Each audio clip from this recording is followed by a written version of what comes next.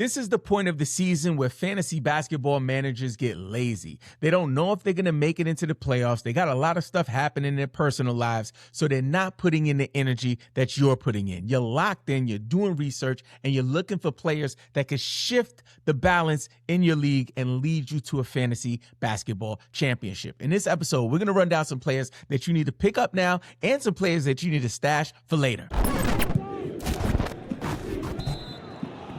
The first player we want to take a look at is Jay Huff. Blocks, threes, Zubac's not playing. I think it's going to be tons of opportunity for him here down the stretch, so I'm looking to add Jay Huff.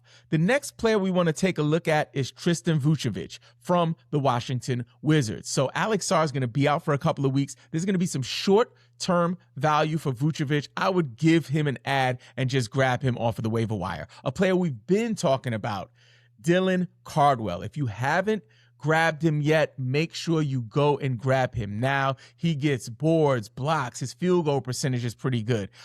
He's really, really putting on. And Zach LaVine is going to be out for the rest of the season. Domantas Sabonis is going to be out for the rest of the season. There's just going to be a lot of usage and minutes available for these bench players. And a player like Dylan Cardwell could help you secure your fantasy playoff spot, but might even lead into the playoffs and get you closer to your fantasy basketball championship.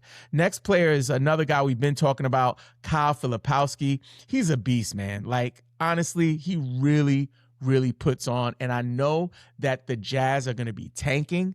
You would not, Jaren Jackson Jr. is out. I believe he's having a surgery, but we also have Keontae George just sitting random games, Lauri Markkanen sitting games. Kyle Filipowski, it seems like he might be one of these players that benefits from this silly season tanking of the Jazz. So I would definitely give him a look. Paul Reed.